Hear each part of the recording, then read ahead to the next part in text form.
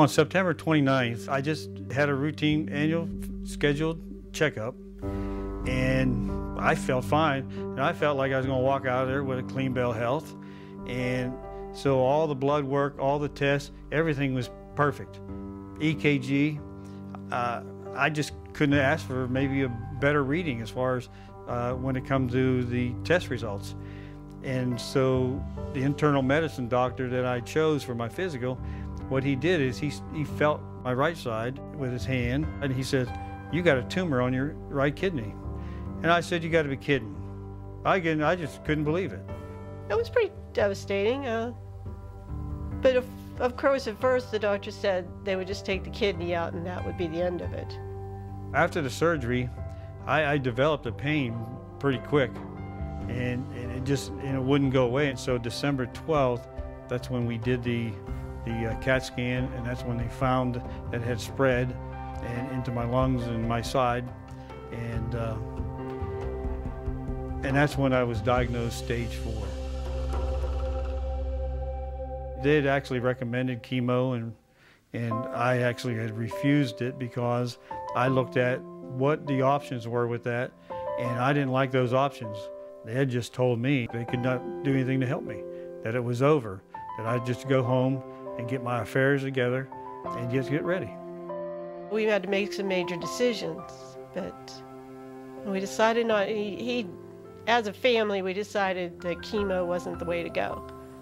So we started at a wellness center here in Georgia, and did that for several months, but it just wasn't enough. I understand how people feel when they're given that death sentence. And you either decide to fight or you decide to just give up. And I just was at a point where I just was not willing to give up. John Lavin said, "What about the terminal illness benefit?" I didn't even think about it, because when I bought my plan, it didn't have the terminal illness benefit on it. And he said, "Well, let me find out. I'm going to make a phone call tomorrow to the home office and see what we can do." Well, the next day he calls me and he says, "Hey, we're going to do some things about getting that terminal illness benefit put on your plan."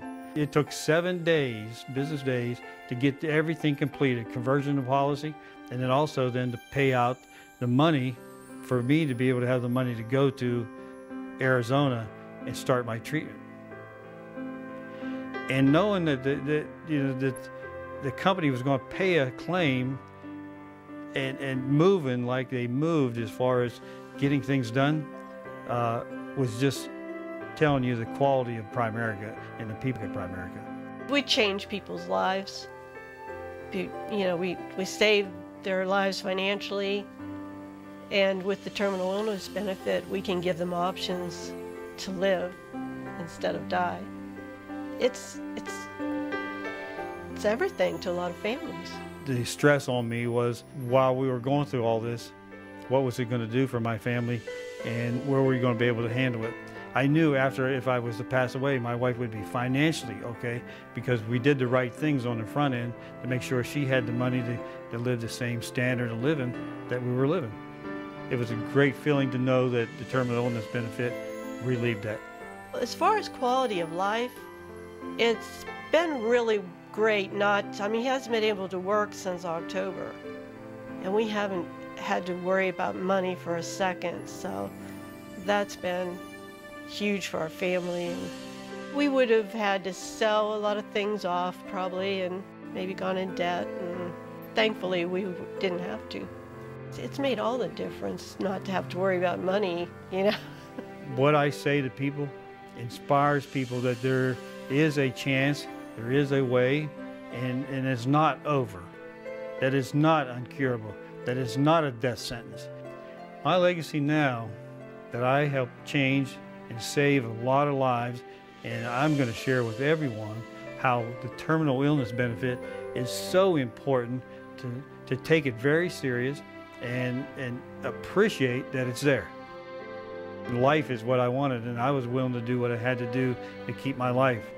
And you got to have God in your life. And so I just know it's the same thing with Primerica.